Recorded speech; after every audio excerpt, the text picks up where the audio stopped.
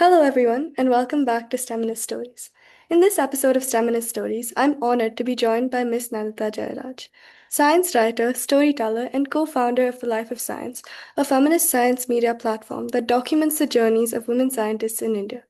Transitioning from a background in biotech and bioinformatics to journalism, Ms. Jayaraj's work combines science with the art of storytelling, ensuring that people behind the scientific discoveries are just as visible as the discoveries themselves. She's done scientific journaling at a national and global level, contributed to major publications, and spoken on international platforms about representing in STEM. Through her publications and books, she challenges who gets remembered in science and, more importantly, who gets left out. Welcome, Ms. Jairaj. I'm very excited to speak to you today. Hi, yeah, same here. Please call me Nandita. Okay. To start off, what sparked your interest in science? In science, well, I think the reason I took up science wasn't really an interest in science per se. It was just the time, the age that it was, and it was a time where if anybody who was good at academics, they would try their best to push you into science. I don't know how much things have changed today, but I mean, I just didn't have a reason to say no to science, so I ended up in science. But I think maybe that spark of interest for me actually came quite late, probably in my master's. I mean, until then, I had nothing against science. I enjoyed it. I did well. But I think it was really in my master's when I started actually taking an interest in what I was actually reading and um, and yeah, feeling kind of excited by it. That's something that didn't happen to me so far, and I mean, I can, blame a lot of people for it, lack of direction, lack of role models, or lack of inspiring teachers. But I think at the end of the day, it was actually something that was within. And my master's is when I started taking an active interest in what I was doing and, making an attempt and really giving this a try. And it started giving me kind of a kick to be studying science. For me, can I ask what changed in your, like, from the undergraduate degree to master's? Like, were there certain papers that you were reading or the topics so more interesting? Um, well, I was studying bioinformatics, but I do think actually that it was a little bit of desperation because I was feeling a little panicky about not knowing what to do next. I'm already doing my master's, and Yeah. I can't just go about things robotically. This is a point where I will have to decide what I want to do next. So Yeah. it was a little bit of that panic that made me give go a little bit of an extra mile and not just do things just for the sake of it, but try and see if this is the direction that I want to go in. Okay, that's great to hear, especially I'm sure for people that are, don't know what they or not sure about science, they can take it till Mhm. masters at least. Yeah. So from that field of biology, biotech, and bioinformatics, how did the switch happen? Well, I mean, I always don't really see it as a switch because I think how the way we should look at it is that what you're studying is science, and then what do you want to do with the science? And I feel that journalism is one of those things that you can do with science. And somehow the default has become you study science, you become a scientist. But becoming a scientist is also just another thing that you can do with the science that you've studied. So, but I mean, it is kind of seen as a switch, and even in my family and friends and in the academic circles, it was seen as a bit of a switch. But for me, it just made natural sense because as much as I did, enjoy science and it did inspire in me like some kind of an excitement or interest. But I found out that more than that aspect, I just realized that I was a very social person by nature.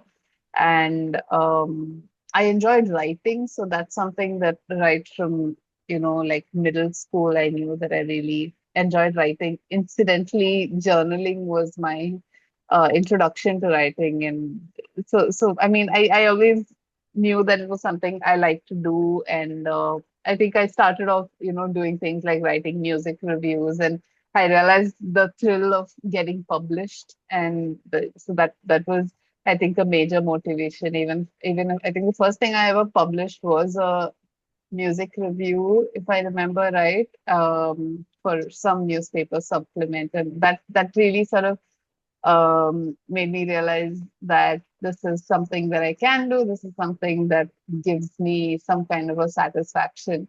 And then, of course, the breakthrough came when I realized that wanting to write doesn't have to mean leaving science or switching from science. I can write science. So I think that was kind of like the turning point for me to realize that media and science can mix together. And there is this field called science communication or science journalism that is the ideal place for me.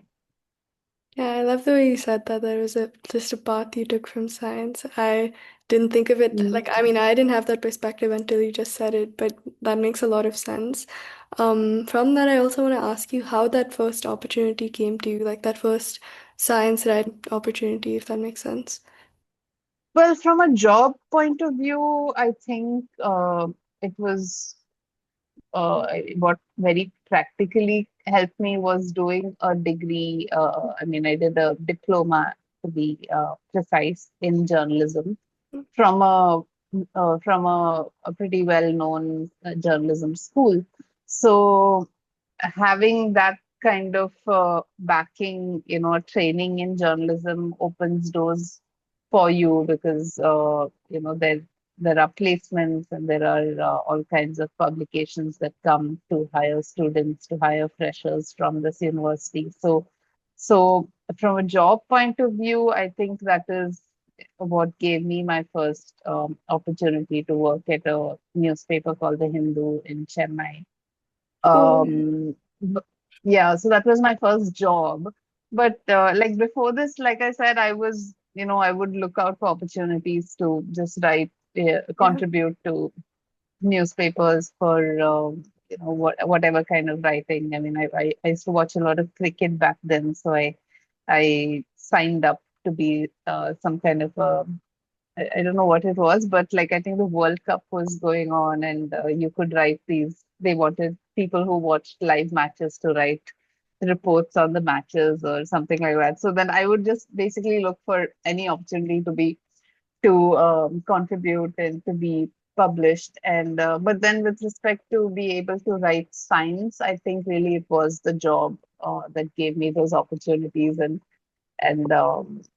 yeah, I mean as much as you can start blogs and you can do your own thing, it does of course help to be published by a known name because ultimately that opens a lot more doors.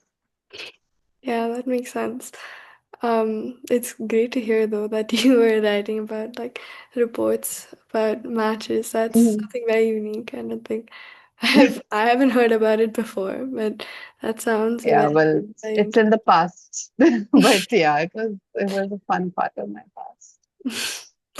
I also wanted to ask why you thought of founding Life of Science. Like, what was the sort of thinking behind it, reasoning behind it, and why a platform that sort of showcases like females in science.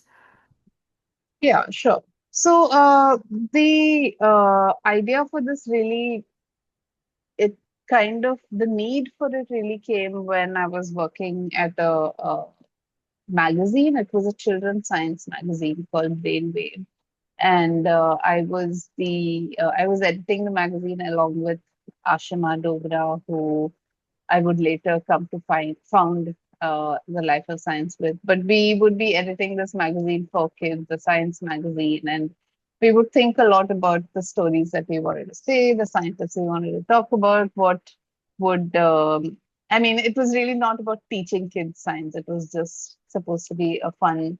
a fun magazine that people would want to read because it's fun to read and not because it's educational. Because everybody knows that kids don't want to want to be educated. Yeah.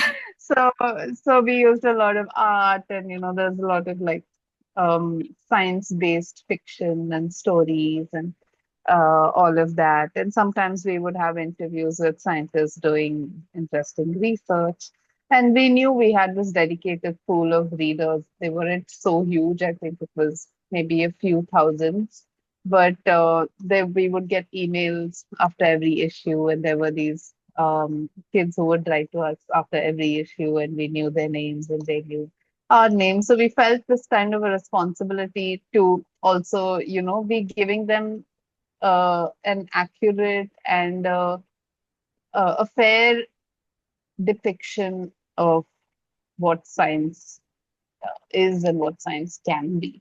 And one of those ways was, of course, we realized that when we came into the magazine, it was already, I mean, the magazine had already been read, publishing for a few years, and it was a really high quality, really good stuff had been coming out. But we did notice that in a lot of the depictions of scientists, it was almost always male scientists that would be depicted, and I mean, of course, almost always Western male scientists, and even if there were few times Indian scientists, they would always be male. And at first, of course, it doesn't even strike you. Back then it didn't even strike you as odd because that's all we knew. We didn't know enough to challenge it. But because we knew we had girls among our readership, and we started reading about women in science and women who contributed, then we would occasionally see that even in the made up stories, like, even in the fictional stories where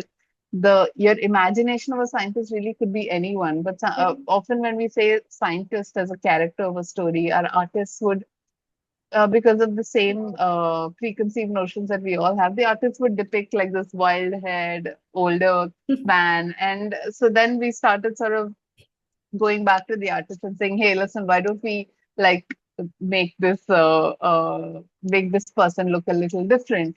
And so we started that way. And then also with the real scientists, we realized that it's not that there aren't any women scientists. If say we are talking about maybe one of the issues is about aliens or extraterrestrial life, you just do the first, at least back then, you would do the first Google search or Wikipedia search, and the top scientists you'd see will always be male. But you just scrape the surface. Even now, it's a lot easier because the amount of information there is uh, even more. But back then, also, if you scrape the surface, you would find women who've contributed to this field. So we started making this attempt and just trying to give a little fairer um, uh, representation of different scientific fields to our readers. And the magazine also, I think, really benefited from it. It started looking a lot more colorful, a lot more diverse. And yeah, so that's when we realized that there is this gap. So when we had to leave the magazine and we had to I mean, we decided what we wanted to start. We thought, okay, let's do this thing that will introduce the general public to Indian scientists, and let's see how far we'll go if we only look for Indian women scientists. And we thought that maybe, after a few months, we'd run out of the women scientists, and then we can mix it up. But now it's been, in fact, this week, it would have been 10 years, and we're still Oh, having no shortage of women in science. that's amazing. 10 years is incredible. Yeah, Congratulations. it's pretty cool. Thank you. Yeah. Because you've said there's been no shortage in women. Have you seen the opportunities for women change over the years? It's a difficult question to answer. Yeah, I think for sure, I mean, again, 10 years sounds like a long time, but in many ways, things haven't changed so much. The conversations have really taken off. Now there weren't so many conversations on women in science, on underrepresented communities in science 10 years ago, but now there's a lot more. In terms of numbers, in there's not been so much of an increase. And I think it so there is this definitely a lot an opportunity gap that still persists. And the dangerous part of this is, on the surface, if you just Google stuff, you it looks like there are tons of opportunities, but very often when we talk to beneficiaries of these opportunities, or when we really look into how has this scheme or this award or a fellowship for women scientists, how has it taken off, you see that the implementation of a lot of these programs isn't so great. So I think the women, at least the young women and the young girls, have definitely really they're getting louder, they're claiming their space, they're um, trying their best to make science their own. But I do feel like the scientific community and the institutions are not yet meeting them halfway. Okay. Yeah, that's a bit saddening to hear, but it kind of makes sense. I also wanted to ask about like disparities between male and female scientists.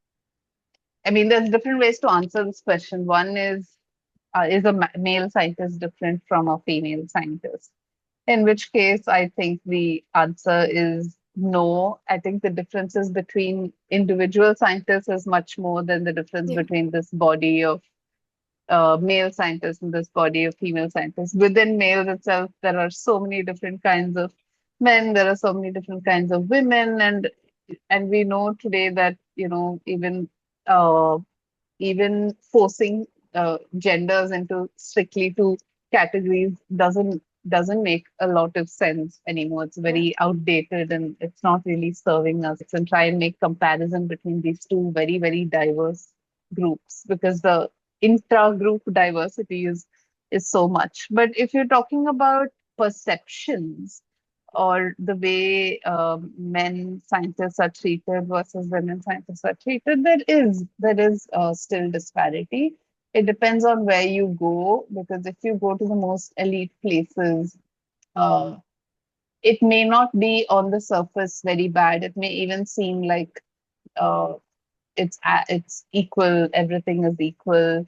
You may see a lot of women who are running the place, a lot of women on top, but you also have to be smart about it, because sometimes there's a difference between knowing how to say the right thing and uh actually believing, that everyone is equal. So sometimes I feel like you go to the really, the small funded or the under-resourced public universities, it might look like things are a lot worse there, but at least there it's like what you see is what you get. Whereas in some other places, I mean, I think we all experience this. We meet people who know exactly what to say and everything, but then in their actions, that you see that, okay, they don't really believe in what they're talking about. So that way there is disparity, but I think that women and girls, like from what we've been doing, which is talk to women in science,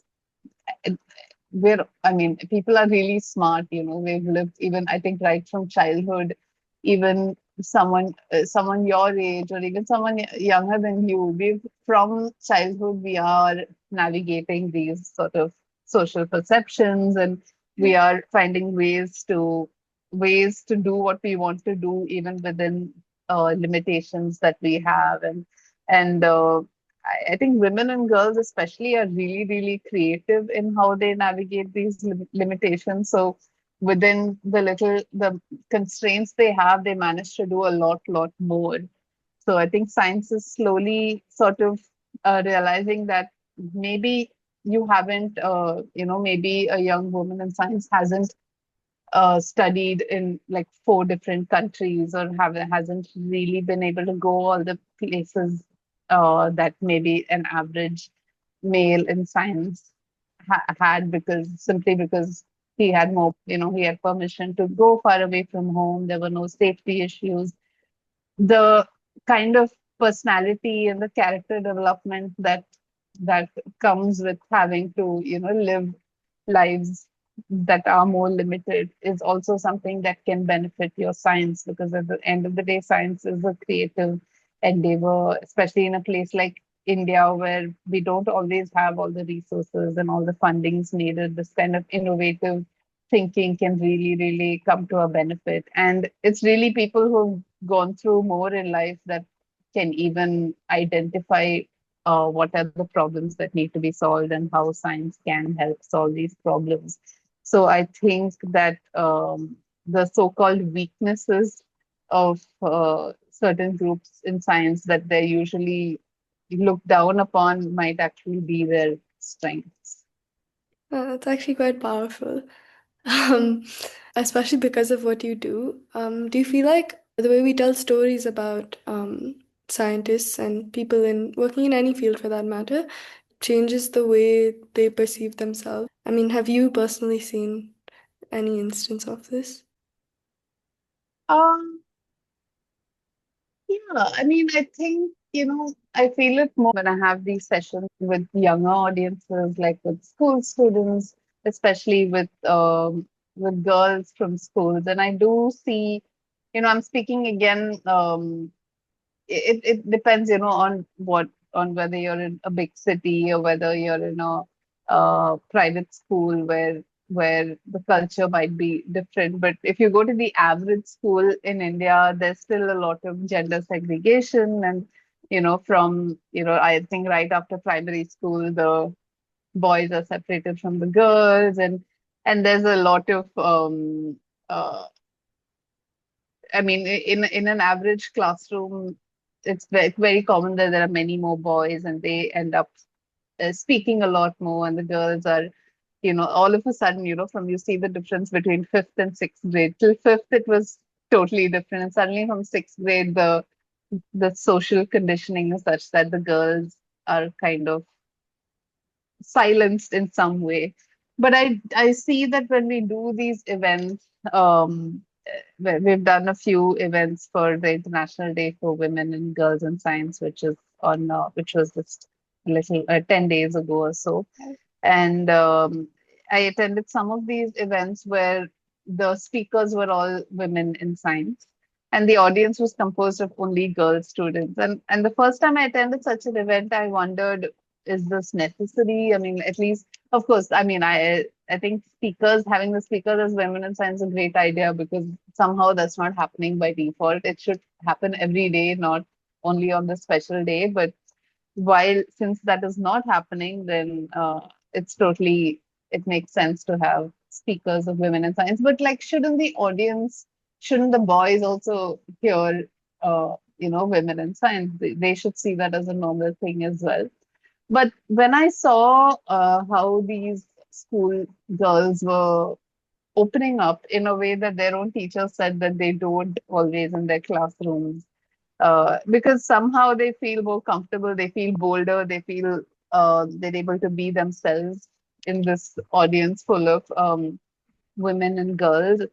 And yeah, a confidence that is suppressed at some other time is able to come out at this time. And I feel that is a sign that they feel kind of empowered, seeing people, seeing women on stage, having that kind of a comfort level, or maybe a confidence, that feeling kind of safe enough to, ask questions and respond and be a little mischievous also.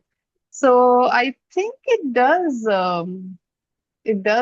make a difference, but it's not that that alone can make the difference. I think that you know uh, all senior scientists have an obligation to make themselves available to do some kind of outreach to with younger students, and irrespective of their gender. And I think that kind of an attitude can really help younger people feel like this can be a place that they belong.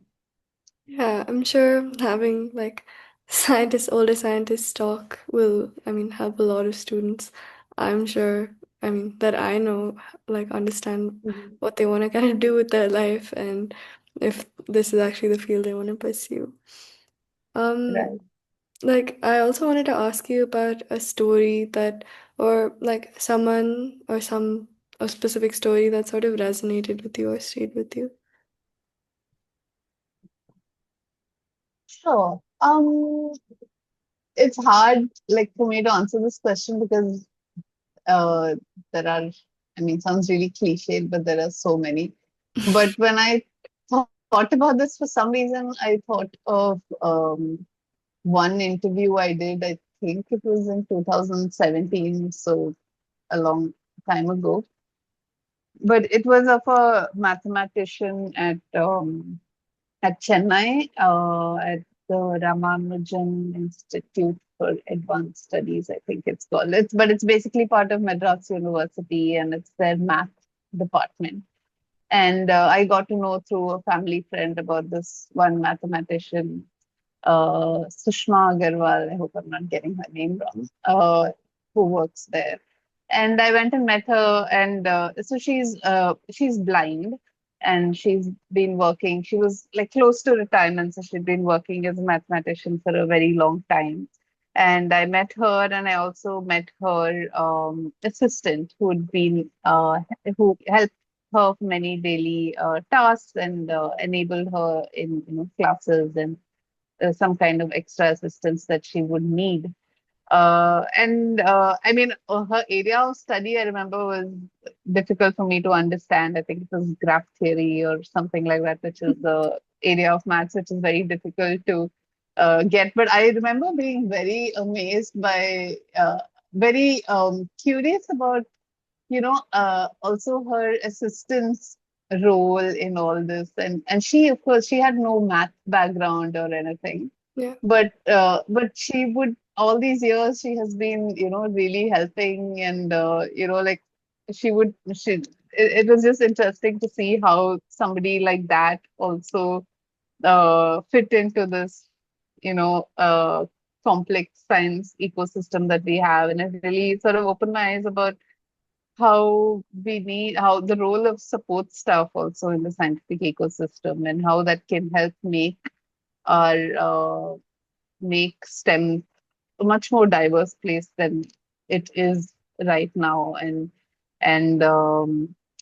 yeah, and just even though this is not like a fancy private university with accessible architecture. It was like this pretty old crumbly building, but still, just the fact that Dr. Sushma was able to function here for decades, and it was kind of inspiring to see this kind that a different kind of a mathematical career, and how she's trained hundreds of future mathematicians.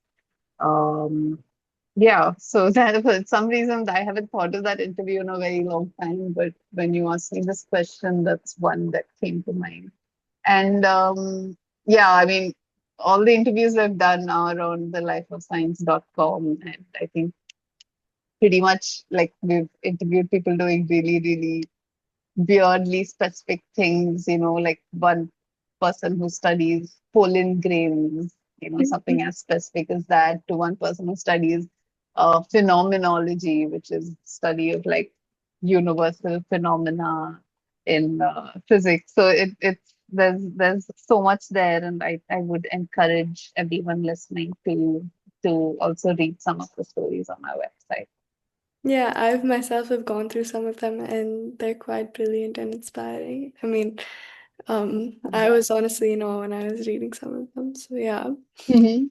Um, I'd like to finally ask you if you had one thing, like one key takeaway for any girl who's interested in science but unsure about herself, what would you say to her? Well, I would say, I mean, I'm thinking back of me at that age, and I wish somebody told me just to not feel bad about taking up space, about being loud, about, like I was, like I said, a very social person, but then I always felt this pressure to be like demure and like feminine and like all the like ideal girl was supposed to be. So it doesn't matter whether it's in science, whether it's in sports, and I really think that these boundaries for people studying in schools, it's don't limit yourself by boundaries. Don't decide now that I'm good at science, I'm bad at this, because it all changes so dramatically. People who thought they hated maths, thought they were horrible at maths, end up doing some really beautiful things in the world of science, because so much of science runs on mathematics, and maths is really not what school tells us maths is. So don't categorize yourself, just stay open-minded. And I mean, I would say, yeah, so just like take up space, ask questions, look a little stupid, make mistakes, and find a support system, because of course it's easy to say these things. Try and find a support system both among your peers and also among adults. If not your parents, then maybe some relative that you are close to, that you can rely on. And it's a kind of a high pressure time to be growing up in. So I don't envy you guys all the time. In many ways, you have it easy, but you also have it tougher in many ways. So yeah, I would say don't take yourself so seriously, but take what you do seriously. Yeah. I love how you said to take up space. I think it's something that definitely needs to be said more, especially to girls. So that Mhm. that was really nice to hear. Thank you so much for being here. I'm so grateful that I got to do this and have this conversation. I really enjoyed it. So Thanks. Yeah.